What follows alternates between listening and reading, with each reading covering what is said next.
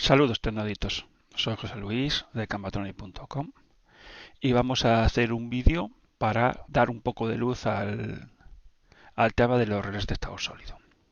La verdad es que es uno de los vídeos que mejor acogida tiene de todos los que hice, pero por las preguntas que se me hacen, si bien le veis todas las virtudes que tiene este dispositivo, no tenéis muy claro cuándo es rentable y cuándo no utilizarlo. Entonces con este vídeo lo que intento es daros mi visión de cuándo es rentable utilizar un relé de estado sólido, cuando nos sigue interesando seguir utilizando relés o contactores y cuando no se debe utilizar nunca un relé de estado sólido. Bien, como sabéis, el relé de estados sólidos nació para sustituir en muchos de sus trabajos a los contactores o los relés. Pero el relé de estado sólido no vale para todas las circunstancias. Hay tareas en las que parece que están creadas para él, que les va como anillo al dedo, y en otras que sufre. Entonces, por ejemplo, una de las características principales que tiene el contactor es que es capaz durante unos breves periodos de tiempo de soportar una intensidad nominal una intensidad muy superior a la nominal. Entonces esto lo hace propicio, por ejemplo, para arranque de cargas inductivas, motores y demás. ¿Por qué? Porque el motor en el momento que arranca tiene un pico de corriente que luego cuando empieza a girar el rotor se estabiliza. Para ese tipo de circunstancias el relé de estado sólido no vale, porque no se le puede pedir una intensidad mayor que su nominal, aunque sea en breves periodos de tiempo. Produciría graves daños al circuito si eso lo hacemos. Entonces, mayormente para cargas inductivas, es decir, para motores sobre todo, no es un uso adecuado para el relé de estado sólido, pese a que cuando tú ves las características de un relé de estado sólido, ves que tiene, por ejemplo, 90 amperios o 50 amperios, que es lo más normal. O sea, los relés de estado sólido de 50 amperios es lo más normal del mundo. Pero no le puedes meter a un motor, por ejemplo, de 22 kilovatios, uno de estos dispositivos, si no, en el momento que arranca, volaría. Entonces, ¿cuándo, ¿cuándo o qué tareas son las que están pensadas para, sin duda, utilizar un relé de estado sólido? Aquellas tareas repetitivas y que se prolonguen durante mucho tiempo y, sobre todo, con cargas resistivas. ¿Por qué? Os lo voy a explicar ahora. Si vosotros cogéis las características de un contactor de 4 a 11 kilovatios, veréis que entre sus características principales te dice la cantidad máxima de ciclos que puede hacer a la hora y la cantidad de ciclos que es capaz de hacer en su vida útil. Normalmente un contactor de estas características, que son de la gama de pequeña, o sea, un contactor de 11 kilovatios o de 4 kilovatios, es decir, con 5, 7,5 es relativamente pequeño, verás que te dice que el número de ciclos por hora está entre 500 y 1000 y que la vida útil de ese contactor está entre los 200.000 y el millón de ciclos. Claro, eso aparentemente te parece mucho, pero fijaros, vamos a suponer que hace 500 ciclos a la hora. Si hace 500 ciclos a la hora, tenemos que en 24 horas haría 12.000.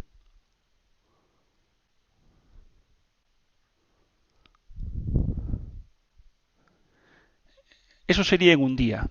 Si lo multiplicamos por 365 días,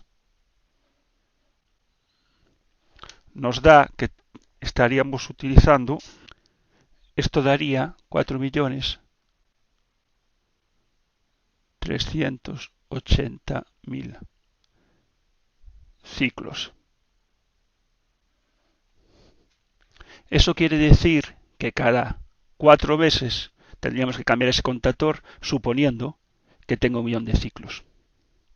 Y vosotros diréis, bueno, pero claro, 500 ciclos a la hora son muchísimos ciclos. De hecho, si una hora tiene 3.600 minutos, nos saldría que cada 7,2 segundos haría un ciclo.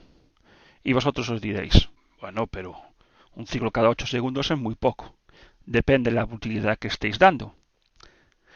Si vosotros estáis utilizando, por ejemplo, el contactor para regular una temperatura, ya sea la temperatura de un horno, la temperatura de una pieza, la temperatura de una máquina de vacío, la temperatura de unas mordazas, para todo lo que es control de temperatura, que generalmente el calentamiento de esa temperatura se realiza con resistencias, es donde mejor se desempeña un relé de estado sólido. ¿Por qué? Porque la vida útil del dispositivo no depende del número de ciclos. Entonces, si tú imagínate que tienes un horno industrial, que lo tienes seteado a 200 grados. Si lo tienes a temperatura ambiente para que llegue a los 200 grados, estará funcionando siempre las resistencias. Pero en el momento que llega a 200 grados, le estará dando pequeños impulsos para mantener la temperatura. Y esos pequeños impulsos sí puede ser que haya 500 o incluso más a la hora. Si tú tienes un contactor que es la que mete las resistencias en ese horno, lo que te vas a encontrar es que cada cierto tiempo vas a tener que cambiarlo, porque se va a destrozar con el número de ciclos.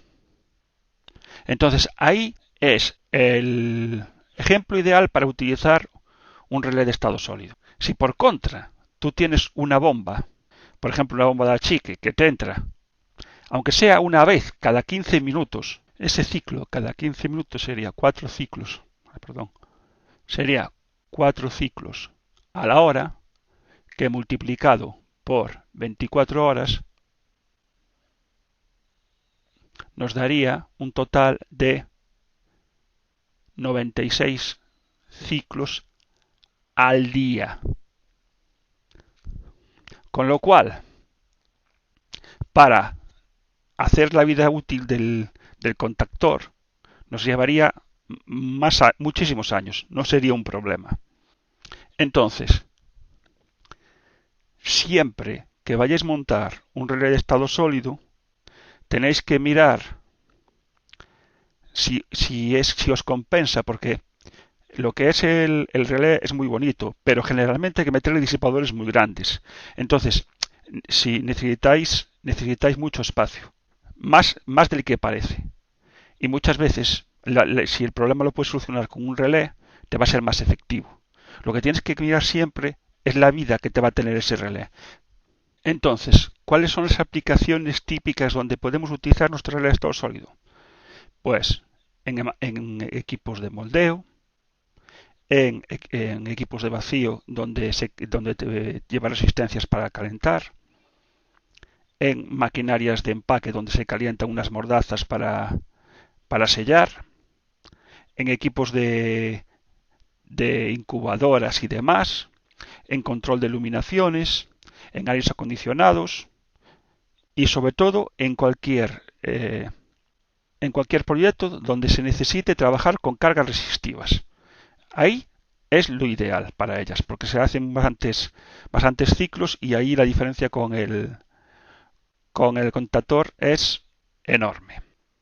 Bueno, y ahora voy a poner algunos ejemplos reales de dónde utilizar los relés de estado sólidos. Fijaros, esto es una pequeña máquina dedicada al reciclaje y que su funcionamiento se basa en picar y derretir el plástico y luego reciclarlo. Esto está con unas zonas que tienen una temperatura. Todas estas son temperaturas que veis aquí. 45, 209, 213, 218. Y acaban 220. Bien. ¿Cómo hace el ajuste de estas temperaturas? Por supuesto, la temperatura son PT100, que las lee un PLC, y ese PLC controla la temperatura mediante resistencias. Entre la salida del PLC, que es a 24 voltios, y el control de la resistencia, ¿qué tenemos? Pues tenemos este relé de estados sólidos que veis aquí. Todos estos que veis aquí es un tipo de relé de estado sólido que ya va montado en un disipador. Aquí está un poco oscuro, pero si os fijáis, toda la parte de atrás es un disipador de aluminio y iría montado dentro. Cada una de estas zonas tiene al menos uno de estos controladores que están controlando la temperatura de cada una de las zonas. Otro sistema. Esto es una máquina parecida a la anterior, mucha más antigua, es así, Fijaros, todo esto que veis aquí son resistencias estas son de unos 10.000 vatios, esta es una de 10.000 vatios y esta más pequeña, esta creo que era de 4.000 o de 3.000 vatios. Bien, llaman su PT100, que es la que estáis viendo aquí, para saber la temperatura real. ¿Y cómo controla la temperatura? Con estos controladores PID. Estos son controladores, esta máquina es muy antigua ya. Cada uno de estos controladores PID controlaría una zona. Aquí os fijáis que tenemos seteada la temperatura, que es la temperatura en rojo, y tenemos la temperatura en verde, que es la temperatura real. ¿Cómo hace el control de estas temperaturas? O sea, ¿cómo hace el control para setear perfecta la temperatura? Pues las resistencias también están controladas por relés de estados sólidos, similares a los que estáis viendo aquí. Esto es un horno. Como veis, aquí en la puerta tiene una resistencia para calentar. Y aquí, detrás de esta tapa, tendríamos todas las resistencias, el resto de las resistencias que forman parte de este horno. ¿Cómo controlan la temperatura de este horno? Aquí lo tenéis. En este caso es trifásica, las resistencias son trifásicas y utiliza resultados solo trifásicos también. Aquí hay uno y aquí este es otro, aunque le cayó a la tapa, sigue siendo otro, o sea, tiene dos. Una sería la resistencia de la tapa y otra la de la parte de atrás. Cada uno de ellos controlaría una zona. El último ejemplo que vamos a poner. Fijaros, esto es un dosificador. Lo que hace es mezclar este aditivo que tiene aquí y lo que está haciendo es, cada cierto tiempo, va dosificando. O sea, el motor dosifica, dosifica. Esto es un motor muy pequeñito y como siempre está haciendo ciclos continuos. Dependiendo del tanto por cien que se le pida, pues puede estar haciendo 5 ciclos al minuto, 10, 15, 20, lo que necesite. Bien. Es un motor, como veis, muy pequeñito, que lleva su reductora, con lo cual el consumo de este motor es mínimo. Pues este motor también está controlado con unos relés de estado sólido trifásicos similares a los anteriores, que habíamos visto antes. Están controlados con estos. Si os fijáis, todas las zonas que llevan están controladas por un relé de estado sólido, son zonas que van a hacer muchísimos ciclos a la hora. Ahí es donde compensa y donde tenemos que pensar en la utilización de un relé de estas características.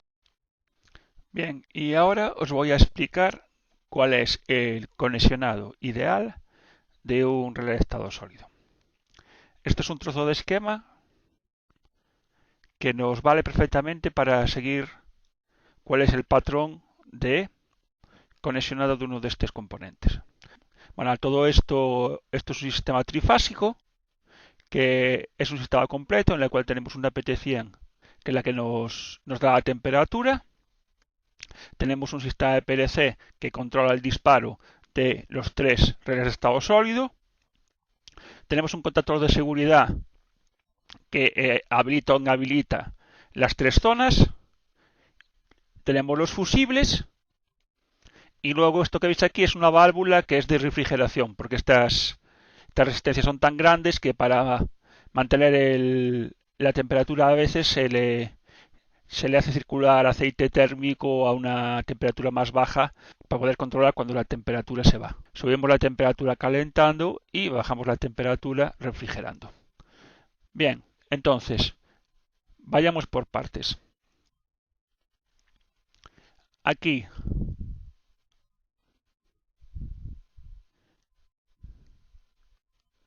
tenemos fusibles. Son fusibles de tipo ultra rápidos, GR, fusibles rápidos de 50 amperios.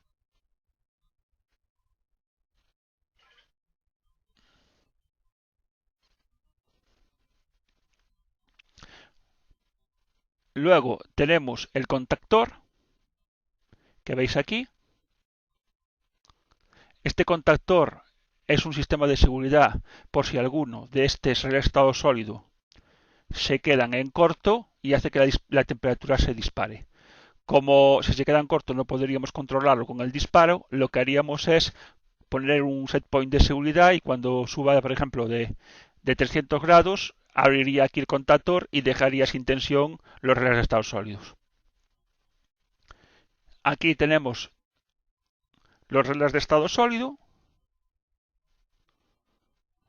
que son estos tres que veis aquí.